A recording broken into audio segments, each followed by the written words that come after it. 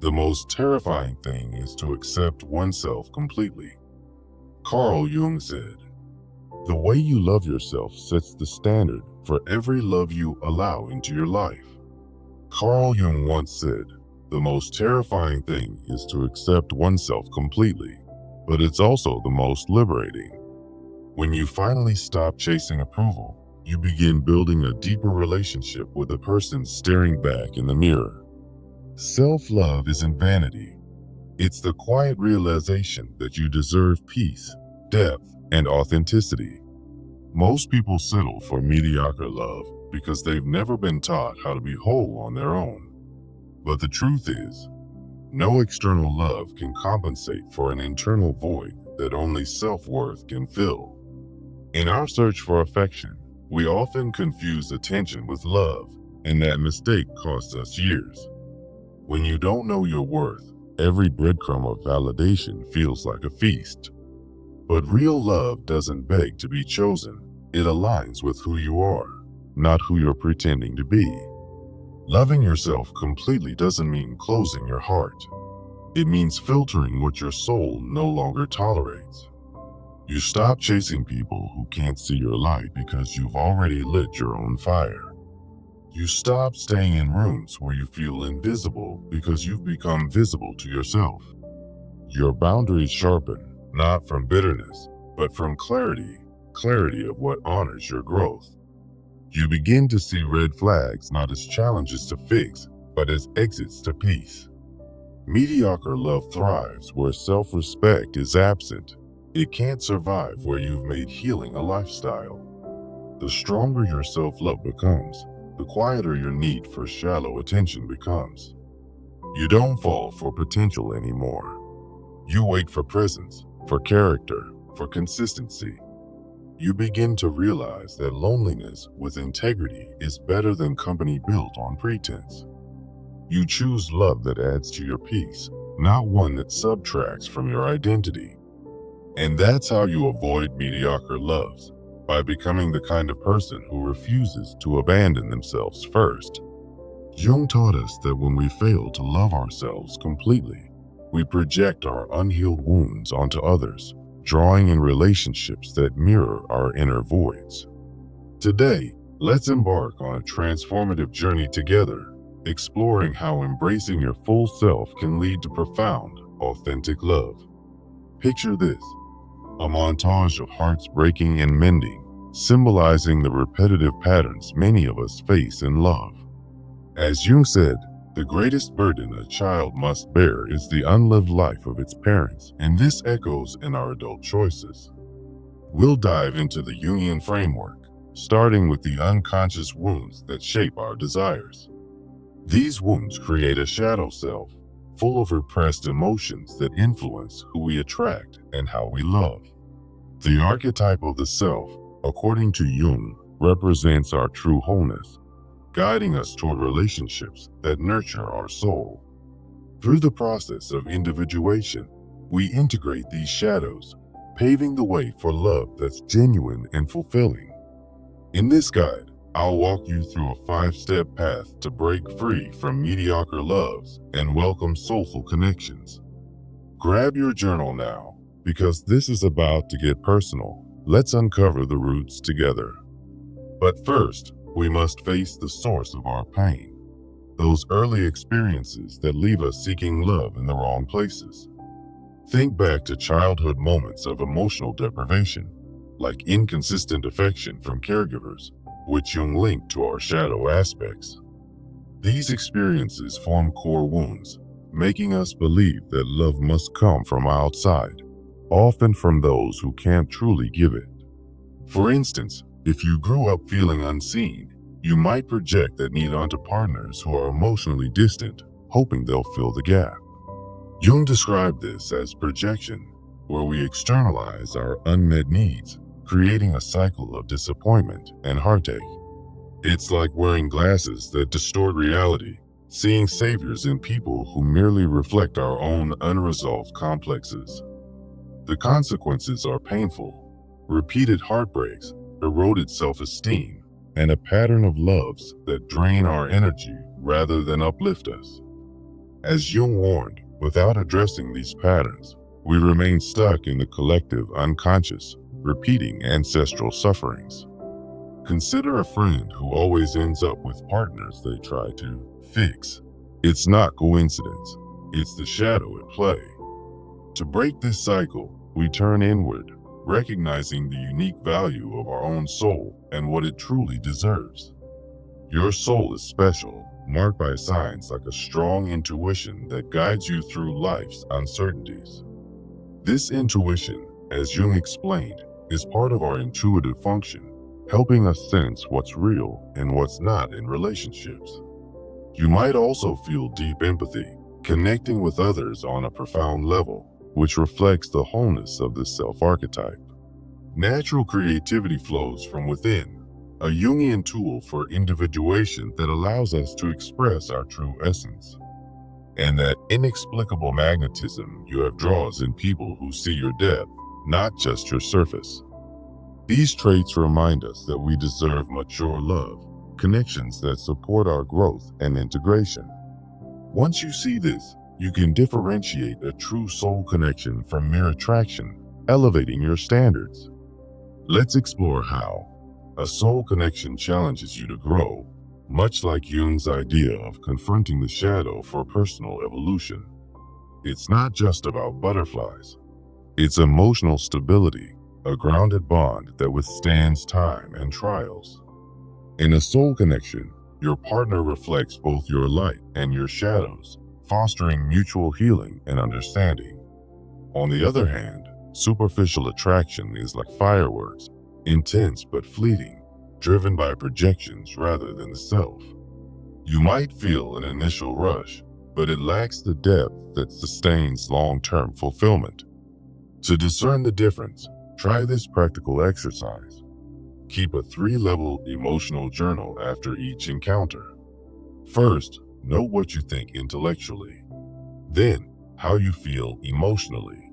And finally, what your intuition senses deep down. Ask yourself, does this person help me integrate my shadow, or are they just triggering old patterns?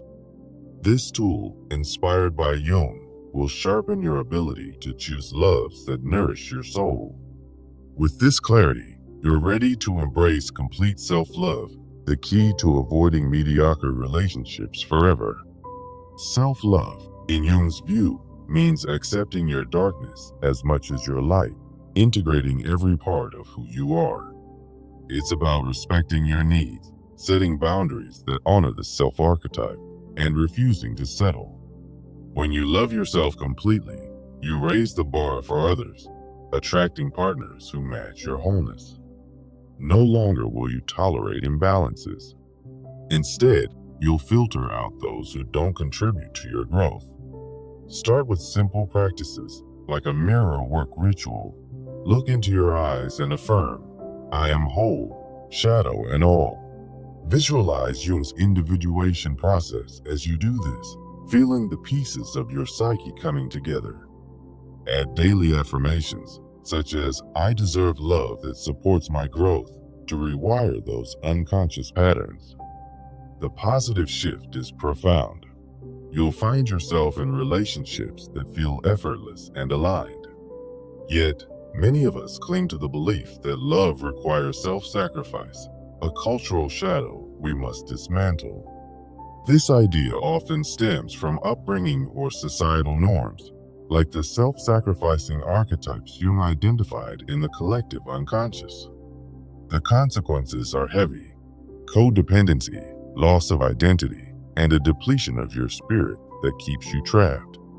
Jung cautioned against this, urging us to seek balance through individuation and mutual exchange in love. Instead, embrace a new framework where love is about reciprocity, with clear boundaries that protect your well-being. Create a yes/no list of non-negotiables, like refusing emotional unavailability, to guide your decisions. Practice assertive communication with role plays. Say something like, I value our connection, but I need to honor my needs first. These steps empower you to love without losing yourself, breaking the cycle once and for all. As we wrap up, let's reflect on Jung's wisdom. True healing isn't about loving less, but loving right with the right person and in the right way. This message is your call to action, reminding you that authentic love starts from within.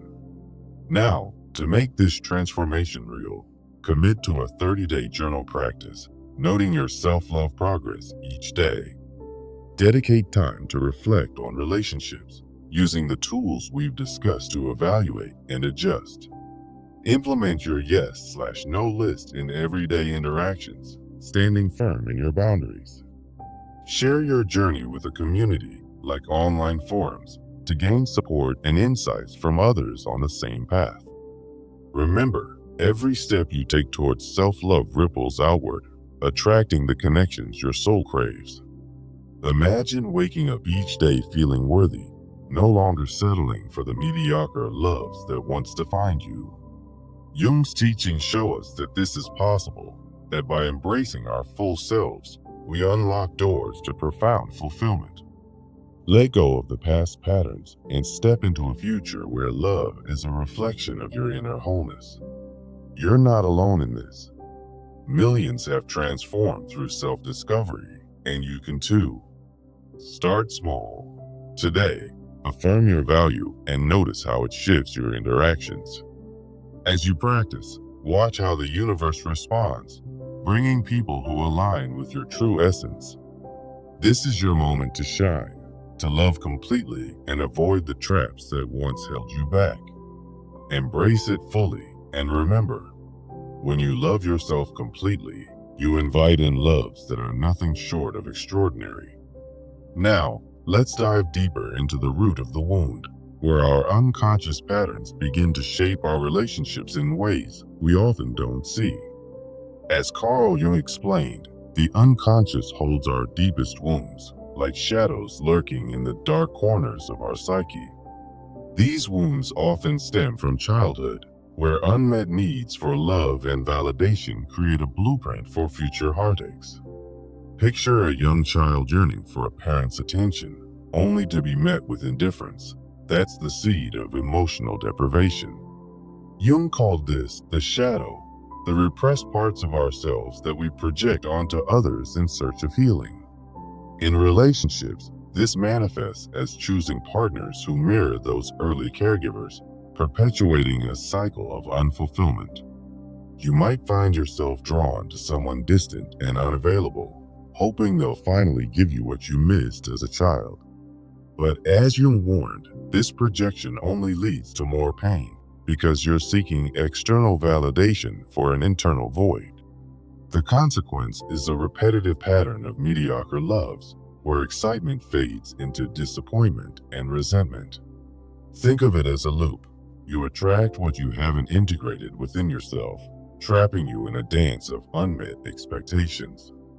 To break free, we must first recognize the soul's special qualities, as Jung described through his concept of the self-archetype. Your soul is unique, with signs like a strong intuition that guides you through life's complexities. This intuition acts as an inner compass, helping you sense when a relationship is truly aligned with your deeper purpose. Another sign is your deep empathy, allowing you to connect with others on a profound level far beyond surface interactions. Jung believed that empathy is a pathway to individuation, where we integrate our experiences to foster genuine connections. Then there's your natural creativity, a spark that Jung saw as essential for self-expression and personal growth. This creativity draws people who appreciate your authenticity, rather than those who settle for superficial attractions. Inexplicable magnetism is another indicator. It's that aura you carry, pulling in souls that resonate with your true essence. When you honor these signs, you raise the bar for love, refusing to settle for anything less than what your soul deserves. As Jung put it, recognizing your soul's value is the first step toward avoiding mediocre loves and embracing wholeness. Now, let's differentiate a soul connection from simple attraction, using Jung's framework to discern the real from the fleeting. A soul connection goes beyond physical chemistry. It's developmental, challenging you to grow and integrate your shadow. In Jungian terms, it supports individuation, where both partners help each other confront and heal their unconscious wounds. Emotional stability is key. It's not the rush of fireworks, but a steady flame that withstands life's storms. Honest reflection marks a true connection, where your partner's presence mirrors your strengths and flaws without judgment. Superficial attraction, on the other hand, is often driven by projection, idealizing someone based on unmet needs. It feels intense at first, like a spark that quickly burns out, leaving you empty and questioning what went wrong. To spot the difference, try this practical exercise. Keep a 3-level emotional journal after each interaction. First, know what you think intellectually. Does this person align with your values and goals? Then, explore your emotions. Do they bring peace or just excitement that masks deeper insecurities? Finally, tune into your intuition. What does your soul sense about this connection's potential for long-term growth? By practicing this, you'll learn to filter out attractions that stem from your shadow and welcome those that honor yourself. Once you can differentiate, the path to complete self-love becomes clear, as Jung emphasized, for avoiding mediocre loves. Complete self-love means accepting your entirety, including the shadows that you've long ignored or feared. As Jung taught, it's about integrating all parts of yourself to achieve wholeness, not just the parts society deems acceptable. This involves respecting your needs and setting boundaries that protect your inner peace and authenticity. When you love yourself completely, you naturally attract partners who match that level of self-awareness and respect. The positive consequence is a higher standard for love, where mediocrity no longer tempts you because you know your worth. It filters out relationships built on projection, replacing them with balanced, reciprocal bonds. To practice this, start with a daily mirror work ritual. Look at yourself and affirm, "I am whole with my shadows and light." Visualize Jung's individuation process as you do this, imagining yourself integrating every part of your being. Use affirmations like, "I deserve love that supports my growth and honors my soul," to rewire your unconscious patterns. Over time, this self-love becomes a shield, repelling anything less than what truly fulfills you. However, many hold on to the belief that love requires sacrifice, a cultural shadow Jung identified in collective norms. This belief often originates from upbringing, where self-sacrificing archetypes, like the nurturing parent, are idealized. The consequences are dire: codependency, loss of identity, and a depletion of your spiritual energy. As Jung warned, sacrificing yourself for love keeps you trapped in the unconscious, repeating cycles of imbalance. Instead, adopt a new framework. Love is a mutual exchange, where boundaries and reciprocity are the foundation. This aligns with individuation, allowing both partners to thrive without losing themselves in the process. To implement this, create a yes/no list of non-negotiables, like refusing emotional unavailability or disrespect. Practice assertive communication with role-play scripts, such as, "I value our connection, but I must honor my needs first." By breaking this belief, you open the door to relationships that empower rather than diminish you. Now, as we share this message, remember Jung's wisdom. True love starts with self-love, transforming mediocre connections into soulful ones. Healing isn't about loving less. It's about loving right, with the right person who sees and cherishes your complete self. Take this as your call to action. Apply these insights to rewrite your love story. For a transformational plan, start a 30-day journal, noting daily self-love practices and reflections on your relationships. Implement your yes/no list in real-time interactions, standing firm in your boundaries. Join a community, like online forums, to share your journey and gain support from others on the path to individuation. Remember, your soul is waiting for the love it truly deserves. Begin today and watch how your world transforms. As you might say, when you embrace complete self-love, you not only avoid mediocre loves, but invite in the extraordinary. Why do we keep repeating the same kind of love that harms us, as if it's an inescapable fate rooted in our deepest unconscious mind? Is it mere bad luck, or something more profound, like the shadows Carl Jung described lurking within us? Picture a montage of people trapped in unfulfilling relationships, arguments echoing through empty rooms, longing glances that never quite connect. Intercut this with archival footage of Carl Jung, his wise eyes peering into the camera, reminding us that our patterns are not random but deeply psychological. Let's dive into Jung's school of thought, where the unconscious isn't a dark void, but a treasure trove of insights waiting to be uncovered.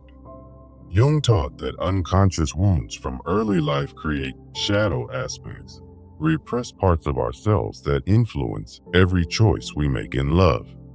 These shadows manifest as patterns, drawing us to partners who mirror our unresolved pain, like echoes from our past.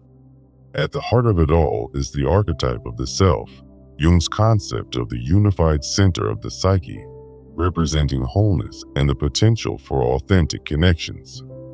The individuation process, as Jung described, is a lifelong journey of integrating these shadows, turning fragments of ourselves into a complete picture. Without this integration, we remain stuck, repeating cycles of mediocre loves that drain our spirit. As Jung wisely said, the greatest burden a child must bear is the unlived life of its parents, which often shows up in our adult relationships as unsatisfying patterns. In this guide, we'll embark on a transformative 5-step journey rooted in Jung's wisdom to break free from these traps. You'll learn to identify your core wounds, recognize the unique value of your soul, differentiate true soul connections from mere attractions, embrace complete self-love, and dismantle self-sabotaging beliefs. Grab your journal now, because this is more than a talk, it's a call to action for your heart. So, let's begin by uncovering the root of these patterns, the unconscious wounds that drive us to seek love in places where it can never truly flourish. What are these wounds, and how do they make us love people who ultimately give us nothing in return? Often, they stem from childhood emotional deprivation, like parental neglect or inconsistent affection, which Jung linked directly to the formation of our shadow. Imagine a child yearning for validation but receiving only crumbs. As adults, we project that unmet need onto partners, hoping they'll fill the void. This is Jung's idea of complexes, clusters of emotions and memories that operate unconsciously, dictating our choices without us even realizing it. In relationships, these complexes lead us to idealize partners as saviors, only to be disappointed when they can't live up to our projections.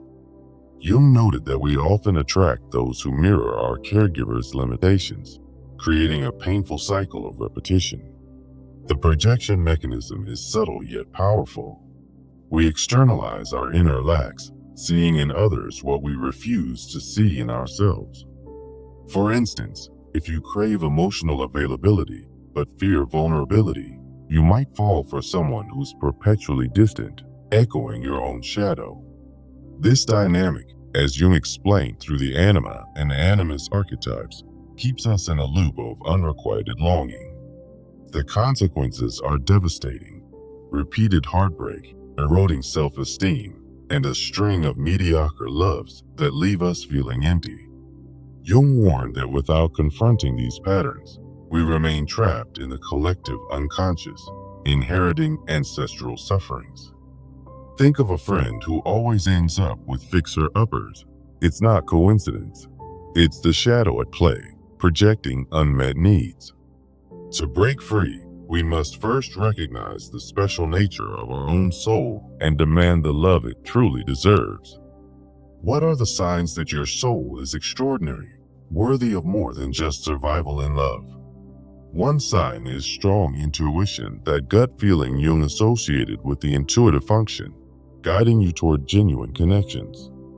Another is deep empathy, a trait reflecting the self-archetype, allowing you to connect profoundly with others on a soul level. Natural creativity is also a marker, as Jung believed it fuels individuation, helping you express your true essence.